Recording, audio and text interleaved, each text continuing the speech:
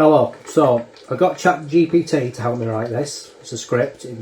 I just give it my ideas of what I wanted to talk about, and it's like written an article for me. So it's on the Salem witch trials this time. The Salem witch trials, a dark chapter in American history. The Salem witch trials of 1692 are one of the most well-known events in American history. They took place in Salem, Massachusetts, and resulted in the execution of 20 people, most of them women, for allegedly practicing witchcraft. The events leading up to the trials began in January 1692, when a group of young girls in Salem village, including Betty Paris and Abigail Williams, began exhibiting strange behaviour. They claimed to be affected by witches and accused several local women of practicing witchcraft. These accusations quickly spread throughout the community, and soon dozens of people were being accused of witchcraft. The trials themselves were a chaotic and biased affair. The accusers were not given fair trials, and many were forced to confess under extreme pressure. The trials were conducted in a highly charged and emotional atmosphere, and many of the accusers were convicted based on heresy and circumstantial evidence. Misread it. Based on hearsay and circumstantial evidence. I'm not going back and changing it. I'll do it 10 times. I'll make another mistake. It's not worth it. Sorry. Do you like my phone cover, by the way? It's a Game Boy.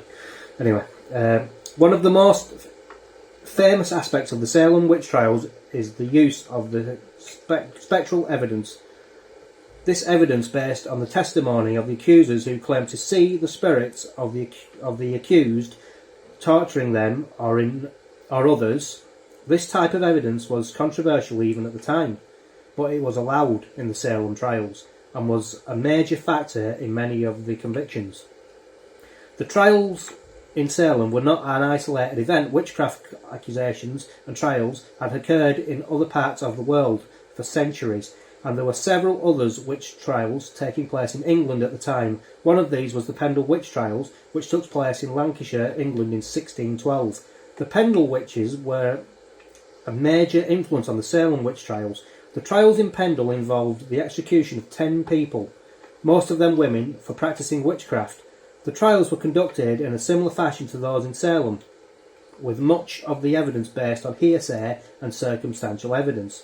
The trials of the Pendle witches also featured the use of familiar spirits, which were believed to be supernatural beings that witches used to do their bidding.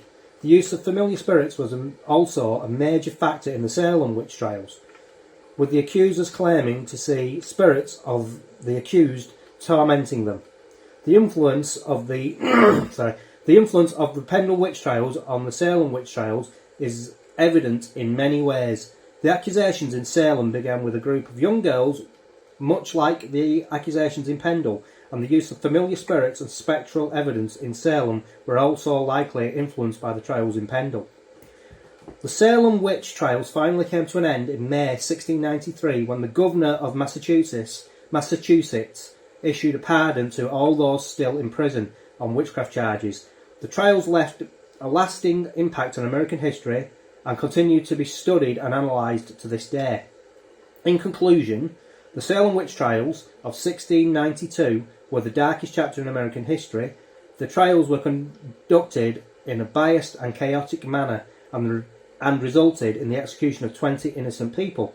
The trials were influenced by other witch trials taking place in England, most notably, I don't know why I'm telling this again, but okay, notably the Pendle witch trials. Despite the passage of the centuries, the Salem witch trials remain a powerful reminder of the danger of heresy, intolerance and injustice. And I would just like to add to that as well, it's the hive mind.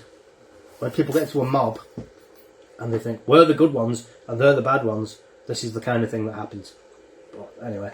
Oh, and I'll also say, if you want to watch a film about the Salem witch trials, there's a film called The Crucible that is pretty good. Daniel Day-Lewis is in it. I recommend going and having a look at that. Trying to think who else is in it. There's some other good actors in it. I can't remember, I've not watched it in a long time, but it's a good film. It's called The Crucible. But anyway, that being said, I'm going to leave it there. I will just say this. I could do a video like this on the Salem witch trials, and I could also do a video on something that never gets talked about, and that's that a lot of the time when somebody was accused of being a witch, it was what are they called? A Protestant accusing a Catholic, or the other way around. But usually it was a Protestant accusing a Catholic, because Catholics use a lot of rituals, and you know, I don't know if the people who are watching this, I don't know, but there was a lot of religious upheaval in the 1600s and before as well, obviously. But because of Henry VIII, I'm talking about England now, or Britain, between Catholics and Protestants. But I could go into that another time. Be too much to go into, and I'd really want a script basically. But anyway, if you want me to do that, let me know in the comments. And if you liked this video, let me know. You know, give it a thumbs up if you think it's good enough, or a comment. And if you don't think it was good enough, tell me why. It'll help me out. Maybe I can do better next time. Sorry about the weird angle that I'm doing this at as well. I couldn't get my phone to stand up, and I can't find my Sonic phone holder thing to prop it up in. Anyway, I'm going now, so let me know what you think anyway. Thanks for watching, and bye for now. Bye.